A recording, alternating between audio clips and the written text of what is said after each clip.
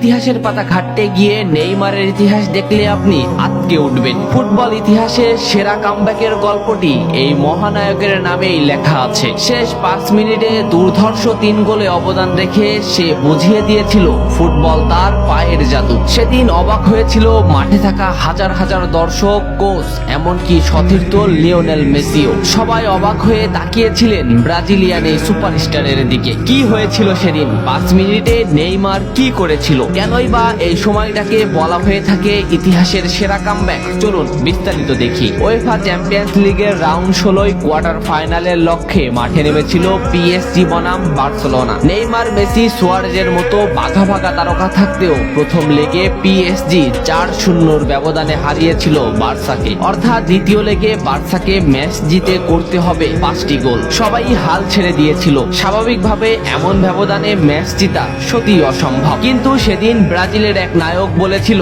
এটা সম্ভব, আমরা এটা করে দেখাবো। যেভাবেই হোক না কেন আমরা দলকে ম্যাচ জেতাতে চাই। 2017 সালের 8 মার্চ অনুষ্ঠিত হয় এই ম্যাচের দ্বিতীয় লেগ। ম্যাচের শুরু থেকে ক্ষিপ্রতা আর দক্ষতা দেখাতে শুরু করেন নেইমার। এই ম্যাচে যেন আবির্ভাব হয় কোনো এক নতুন নেইমারের। এই নেইমারকে তো কেউ চেনে না। ম্যাচের 3 মিনিটেই লুইস সুয়ারেজ পেয়ে যায় প্রথম গোলের দেখা। এরপর নেইমারের ক্ষিপ্রতায় একের পর এক আক্রমণ সাজাতে থাকে বার্সা। এদিন যেন নেইমারকে কোনোভাবেই আটকাতে পারছিল না পিএসজি। নেইমারকে আটকাতে একের পর এক ফাউলই বেছে নিয়েছিল তারা। ম্যাচের 40 মিনিটে লেভিনের আত্মঘাতিক গোলে বার্সা পায় দ্বিতীয় গোলের দেখা। ম্যাচের 50 মিনিটে ক্ষিপ্ত থাকা নেইমারকে ডি বক্সের ভিতর ফাউল করে ফেলে দেওয়া হয়। এতে বার্সা পেয়ে যায় পেনাল্টি। পেনাল্টিতে গোল করে দলকে এগিয়ে নেন লিওনেল মেসি। তবে যেমনটা ভাবছিলেন এই ম্যাচের গল্প ফুটবল বিধাতা তেমন ভাবে লেখেননি। 62 মিনিটে বার্সার কফিনে শেষ প্যারাটা পুড়ে দেন এডিনসন কাভানি। এতেই স্তব্ধ হয়ে যায় ক্যাম্প নু।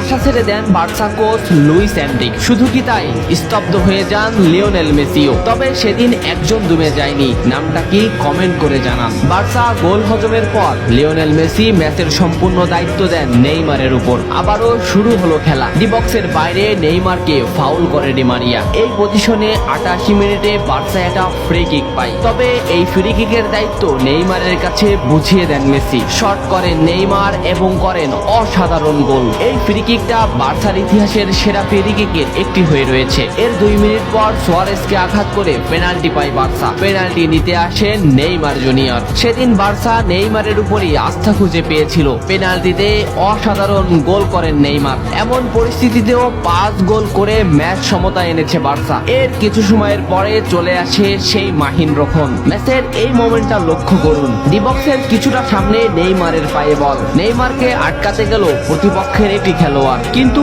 নেইমার শর্ট মোমেন্ট নিয়েও শট না করে বলটি সামনে আগালেন। এই মোমেন্টটা লক্ষ্য করুন। নেইমার একবার গোলের দিকে তাকালেন। এতে সে বুঝে ফেলেছে কোথায় বলটি দিতে হবে। নেইমার শট নিলেন।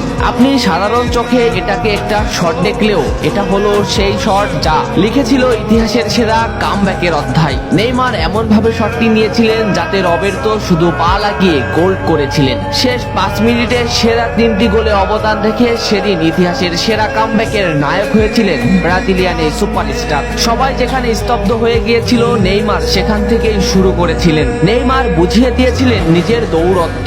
ইতিহাসের সেরা কামব্যাকটা বার্সা নেইমারকেই উৎসর্গ করেছিল। এ ম্যাচে নেইমারের পারফরমেন্স ছিল আকাশচুম্বী। মাঠে থাকা দর্শকরা শুধু নেইমারের দিকেই তাকিয়েছিলেন। নেইমার এমনই, যখন জ্বলে ওঠে তখন সব পুড়িয়ে দেয়, সব তছনছ করে ফেলে। ইতিহাসের সেরা কামব্যাকের নায়ক সেদিন পিএসজি কে হারিয়ে বার্সার সমর্থকদের মুখে হাসি ফুটিয়েছিলেন। বার্সা ফ্যানরা কি এদিনের কথা ভুলে গেছে? নেইমারকে ভোলা যায় না। নেইমারের এই অবদানের কথা ভুলতে হলে ফুটবলকেই ভুলতে হবে। ফুটবল আর নেইমার এমনই, এরা আপনাকে কাঁদাবে, হাসাবে, আবার কখনো কখনো অসম্ভবকেই সম্ভব করে দিবে। নেইমার সেদিন অসম্ভবকেই সম্ভব করেছিলেন। ভিডিওটা কেমন লেগেছে অবশ্যই জানাবেন। এত সময় সাথে থাকার জন্য ধন্যবাদ। নেক্সট ভিডিও আসছে খুব তাড়াতাড়ি।